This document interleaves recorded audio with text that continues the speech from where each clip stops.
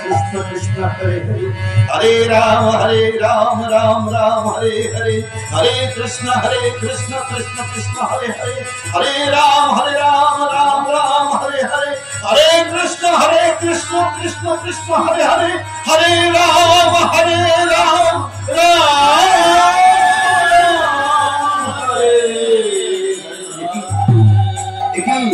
নদীর জলে একটি দেহ ভেসে যাচ্ছে, কিন্তু আমার কানে কেন বেজে উঠলো যেন দেহটার মধ্যে থেকে কেউ কেঁদে কেঁদে বলছে কৃষ্ণ কৃষ্ণ কৃষ্ণ। কোন বৈষ্ণবের দেহ এমন করে হাত পা বেঁধে জলে ভাসিয়ে দিয়েছে, তাই জলে এগিয়ে গিয়ে দেহটি তুলে নিয়ে আসলেন, রামায় তীরভূমিতে দেহ শয়ন করিয়েছে।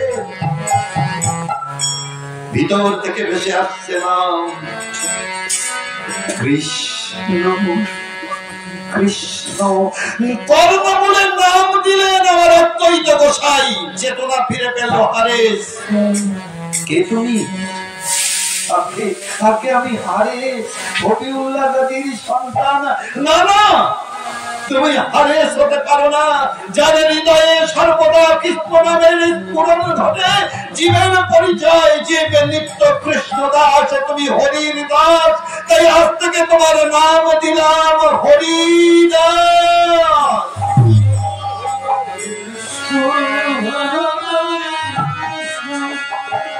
কৃষ্ণ কৃষ্ণ হরে হরে, হরে রাম হরে রাম, রাম রাম হরে হরে। হরিদাস সে আশ্রয় নিলেন।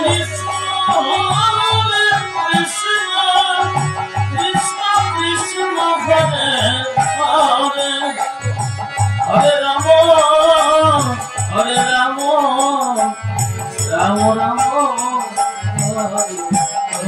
অধুরান বনগা থেকে উত্তরে বেনাপোল বর্ডারের কাছে হরিদাসপুরে একটি ছোট নদীর তীরে পর্ণকুটির বেঁধে তিনি 24 ঘন্টার ভিতরে 22 ঘন্টা 24 দণ্ডের ভিতরে 22 দণ্ড নামে যোগ দিলেন।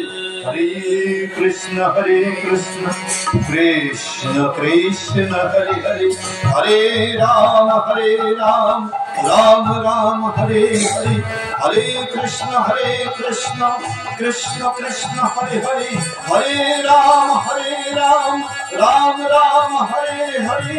আহার নাই, নিদ্রা নাই, 24 দণ্ডের ভিতরে 22 দণ্ড শুধু আমার নাম। প্রাণ প্রতিদিন 3 লক্ষ নাম জপ না করে তিনি অন্য জল স্পর্শ করেন না। দিনে দিনে নাম ছড়িয়ে পড়ল, তবে তবে লোক হরিদাসপুরে হরিদাসের পর্ণ কুটিরে জমা হতে লাগলো। তার শিষ্যত্ব গ্রহণ করে সদাচারী হওয়া শুরু হলো। খবর গেল বনগার জমিদার রামচন্দ্র খানের কর্ণে, হুজুর কি হয়েছে? আপনার সম্মান বুঝিয়ে এবার গেল। কেন, কি হয়েছে? আপনার রাজত্বে ওই হরিদাসপুরে এক সাধু বাবা এসেছে, ওই নদীর পাড়ে পর্ণ কুঠিরে দিওয়ানিশি হরে কৃষ্ণ করে, আর দলে দলে লোক প্রতিদিন তার চরণে গিয়ে বসে থাকে। কেউ হাসে, কেউ কাঁদে, কেউ নাচে, কেউ গায়। দলে দলে লোক সব বৈষ্ণব হয়ে গেল। একদিন দেখবেন আপনার সেবা করার আর কেউ থাকবে না। ব্যবস্থা করুন। বনগার জমিদার রামচন্দ্র খানের মনে ভক্তি এলো, কেমন বড় সাধু একবার পরীক্ষা দিতে হবে। তাই ডেকে পাঠালেন তার সবচেয়ে বড় নর্তকী লক্ষ্য হীরাকে, যার নাচ দেখে সবাই পাগল হয়ে যায়, যার রূপের মূর্ছনায় অচৈতন্য হয়ে পড়ে থাকে। আদেশ হলো লক্ষ্য হীরার উপরে যাও, লক্ষ্য হীরা হরিদাসপুরে যাও, নাকি এক সাধু এসেছে, সবাই নাকি দলে দলে সেখানে গিয়ে বৈষ্ণব হয়ে যাচ্ছে। আজ সন্ধ্যায় তুমি সেখানে যাও, ওই সাধুর সাধুত্ব নষ্ট করে এসো। লক্ষ্য হীরা তার জমানো সমস্ত অলংকার বের করেছে, দামি শাড়ি পরিধান করে অলংকারে সুসজ্জিত হয়ে সন্ধ্যায় কোমরে নাচিয়ে খমক খমক চালে গিয়ে পৌঁছেছে হরিদাসপুরের পণ্য কুঠিরে। গিয়ে কি দেখছে, তন্ময় হয়ে হরিদাস ঠাকুর ভজন করছে।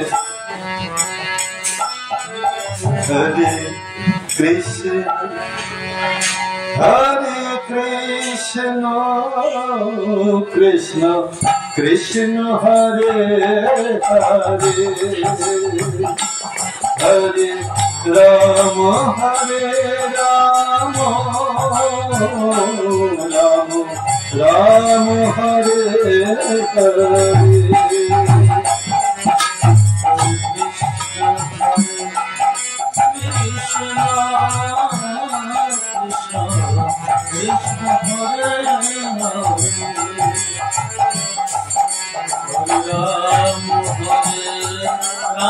নয়ন মুদ্রিত করে নামে ডুব দিয়েছেন হরিদাস ঠাকুর, ভজনে আনন্দে ডুব দিয়েছেন। লক্ষ্য হীরা সামনে গিয়ে অঙ্গ ভঙ্গি ষোলকলা প্রদর্শন করছে, কখনো নামের তালে তালে তার হাতের কঙ্কনে ঠোকা দিচ্ছে, কখনো নতুনের ধ্বনি করে দৃষ্টি আকর্ষণ করার চেষ্টা করছে। কিন্তু হরিদাস সে তো নামের মধ্যে ডুব দিয়ে আছে। একবারে নয়ন তাকিয়েছে, নয়নে নয়ন পড়েছে, মনে মনে লক্ষ্য হীরা চিন্তা করছে আমার নয়নে নয়ন দিয়ে স্থির থাকে এমন পুরুষ আজ অব্দি দেখিনি, দেখি এবার কেমন করে সাধু বসে নাম করে। কিন্তু হরিদাস কি করলেন, হাতের ইশারায় বসতে বললেন। পণ্য কুঠিরের দরজায় বসে আছে লক্ষ্য হীরা, ভিতরে নামে তন্ময় হয়ে আছেন হরিদাস। রাত্রি এক প্রহর দু প্রহর তিন প্রহর করতে করতে রাত কেটে গেল, সকাল হব হব। লক্ষ্য হীরা দেখে চারিদিকে পাখি জেগে উঠেছে, পাখির কলতান কর্ণ উড়ে গেছে। কাছের লোক দেখে তাকে ধরে ফেলে, মান সম্মান নিয়ে টানাটানি করে, তাই ছোট্ট ছোট্ট ফিরে গেলেন নিজের কুঠিরে। এক রাস অপমান বুক ভরা ব্যথা নিয়ে। অপমান হবে না কেন? যাকে পাওয়ার জন্য কত রাজা কত জমিদার তাদের সর্বস্ব বিকিয়ে দিতে চায়, আজ এক সামান্য সন্ন্যাসী কিনা তাকে অবজ্ঞা করলো, অবহেলা করলো। ভিক আমার নারী জন্ম, ভিক আমার রূপ, ভিক আমার যৌবন। মনে মনে চিন্তা করলো, কাল তো মোটা কাপড়ে পড়ে গেছি অলঙ্কারে ভূষিতা হয়ে, আমার যৌবন তো দেখতে পাইনি। তাই মনে মনে সিদ্ধান্ত নিল আজ নিশীতে শিফনের শাড়ি পরে যাবেন, যার মধ্যে দিয়ে সর্বাঙ্গ দর্শন হবে। আজকে আর অলঙ্কার পরলেন না, পাতলা ফিনফিনে একখানা শিফনের শাড়ি পরে রাত্রে গিয়ে নুপুর বাজাতে বাজাতে পৌঁছালেন হরিদাসের পণ্য কুঠিরে। আজকে যেন পোশাকের ভিতর দিয়ে তার যৌবনের উদ্দামতা ঠিকরে বেরিয়ে আসছে। আজও কি অপেক্ষা, আজও হরিদাস সমস্ত নিশি ভজন করে কাটিয়ে দিল, ইশারায় বসতে বলে। প্রভাত হয় হয়, মনে মনে চিন্তা করছে ধিক আমার নর্তনে, ধিক আমার যৌবনে, ধিক আমার রূপ সৌন্দর্যে। না না না না, এ সামান্য মানুষ নয়, একে যদি আমি কোন রকমের কষ্ট দেই আমার পাপ হবে। মন ফিরে গেল। নিজের অজান্তে কখন যেন হরিদাসের সঙ্গে সঙ্গে লক্ষ্য হীরার ওই বদনে নামের মূর্ছনা শুরু হয়ে গেল। হরে কৃষ্ণ হরে কৃষ্ণ কৃষ্ণ কৃষ্ণ হরে হরে হরে রাম রাম রাম হরে হরে হরে কৃষ্ণ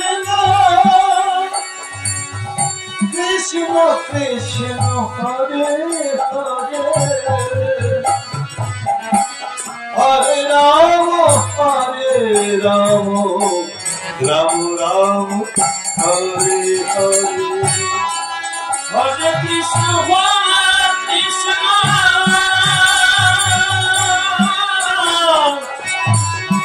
কৃষ্ণ কৃষ্ণ হরে হরে হরে রাম হরে রাম সেদিনও হলো না। একরাশ ক্ষোভ, ব্যথা, বেদনা, দুঃখ, অপমান, যন্ত্রণা বুকে নিয়ে কাঁদতে কাঁদতে ফিরে গেল নিজের কুটিরে। সারাদিন ছটফট করছে, বারবার যেন মনে পড়ছে ছুটে যাই ওই মানুষটার কাছে, তার চরণ তলে গিয়ে বসে বলি, আমি তো ভজনের যোগ্য নই, আমি তো পতিতা। শুনেছি সাধুরা হয় পতিত পাবন, তুমি তো পারো না আমার পতিত থেকে উদ্ধার করে পাবন করে দিতে। থাকতে পারলো না গৃহে, ছুটে এসে চরণে আচার দিয়ে পড়লো, নয়ন জলে চরণ ধুয়ে দিয়ে বললো, কৃপা করে তোমার ওই রাতুল চরণে আমায় একটুখানি ঠাঁই দাও।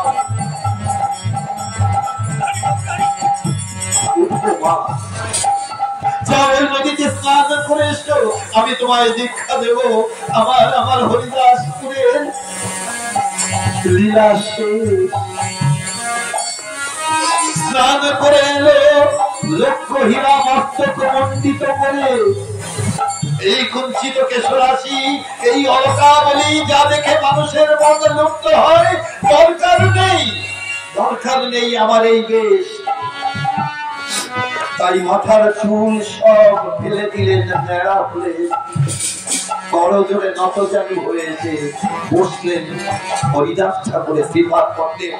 হরিদাস ঠাকুর শিক্ষা মন্ত্র দিলেন, কর্ণমূলে বললেন, মা আজ থেকে এই পণ্য কুঠিরের দায়িত্ব তোমার। এতদিন সবাই তোমার দিকে লালসার চোখে দেখতো, আর কাল থেকে দেখবে সবাই ভক্তি বিনম্র চোখে মস্তক নত করে তোমার চরণে এসে ভক্তি করবে। শুরু হলো লক্ষ্য হীরার জীবনে সাধন ভজন। হরিদাস ঠাকুর চললেন সেখান থেকে কোথায়, ফিরে এলেন নবদ্বীপে। নবদ্বীপে যতদিন তিনি শুনেছেন নবদ্বীপে ভগবান এসেছেন গৌর রূপে, তাই গৌর দর্শনের আশায় নবদ্বীপে এসে কি দেখলেন, নবদ্বীপ ছেড়ে গৌরহরি বিদায় নিয়েছে। কোথায়, তিনি এখন নীলাচলে। তাই একদিন নবদ্বীপ ছেড়ে নীলাচলের পথে পাড়ি দিলেন হরিদাস ঠাকুর। আজকের মতো গাড়ি ঘোড়া ছিল না মা, পথে অসংখ্য নদী পড়ত, পায়ে হেঁটে নদী পেরিয়ে পেরিয়ে পুরী ধামে পৌঁছাতে হতো। 3 মাস সময় লাগতো নবদ্বীপ থেকে ওই পুরী ধামে পৌঁছাতে। পৌঁছে গেছেন পুরী ধামে। খোঁজ দিয়ে জেনেছেন গৌরহরি এখন সিংহদ্বারে দাঁড়িয়ে আছেন, জগন্নাথ দর্শন করছেন। সমুদ্রের তীর দিয়ে পাতা রাস্তা, একটাই রাস্তা, সেই রাস্তায় অগণিত ভক্ত, অগণিত বৈষ্ণব, অগণিত ব্রাহ্মণ, অগণিত গৌরহরির সেবায়িত যাতায়াত করে। তাই হরিদাস রাস্তা দিয়ে গেলেন। দুপুরের প্রখর রৌদ্রে সমুদ্রের বালুকা ভূমি, বেলাভূমি উত্তপ্ত, পা ঠেকানো যায় না। সেই বালির উপরে যাচ্ছেন কেমন করে? দণ্ডবত প্রণাম করতে করতে, আমরা যাকে দণ্ডি খাতা বলি। সমস্ত শরীরে যেন ফোসকা পড়ে যাচ্ছে, কিন্তু বদনে তার নাম। দূর থেকে গৌর হরিকে দেখতে পেয়ে দুঃখে কেঁদে উঠে হা গৌর বলে মাটিতে আছাড় খেয়ে পড়েছে হরিদাস ঠাকুর। হরিদাস ঠাকুর পিছন ফিরে তাকিয়ে দেখেন তার পরম প্রিয় হরিদাস এসেছে, তার প্রাণারাম হরিদাস এসেছে, তাই ছুটে এসে আলিঙ্গন দিতে যাবেন। হরিদাস বলে, না না, ছুঁয়ো না, আমায় ছুঁলে তুমি অপবিত্র হয়ে যাবে।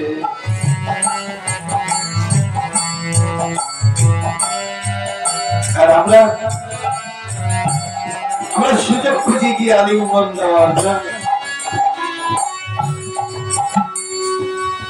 নামাচার্য শ্রী হরিদাস ঠাকুর দিবানিশি 3 লক্ষ নাম জপ না করে যার আহার নিদ্রা ছিল না, সে গৌর হরিকে বলছেন, না প্রভু, তুমি আমায় ছুঁয়ো না। আমি যে অধম, আমি অসুচি, আমি যে যমনের ঘরে প্রতিপালিত সন্তান। গৌরী এসে জোর করে আলিঙ্গন দিয়ে বুকের মধ্যে নিয়ে আমাকে জানো জানো আমি কেন তোমায় আলিঙ্গন দিতে চাইছি? আমার এই তাপিত হৃদয় শীতল করব করে। কেন? হরিদাস ভক্ত আমার মাতা পিতা, ভক্ত আমার প্রাণ, ভক্তের হৃদয়ে আমার সতত বিশ্বাস। ভক্ত আমার মাতা পিতা, ভক্ত আমার প্রাণ, ভক্ত হৃদয়ে আমার সতত ভক্ত আমার মাতা পিতা,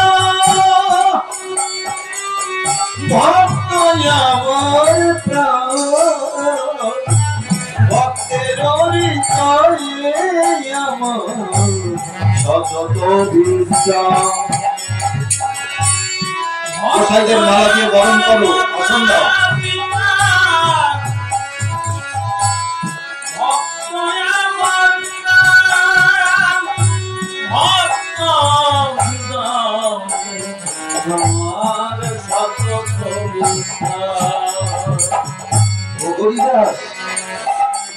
আমি যে ভক্ত হৃদয়ে বাস করি, আমার আলিঙ্গন দিয়ে আমার হৃদয়টাকে শীতল করে দাও প্রভু।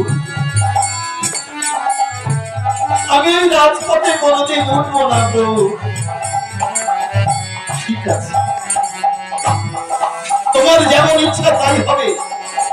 তবে এসেছো ভালো হয়েছে, আমি ওই কাশী মিশ্র উদ্যানের এক কোনায় তোমার জন্য পণ্য কুঠির করে দেব। দরকার নেই তোমার জগন্নাথ দর্শনে যাওয়া। ওই পণ্য কুঠিরের সামনে দাঁড়িয়ে তুমি জগন্নাথ মন্দিরের ধর্মধ্বজার দিকে তাকাবে।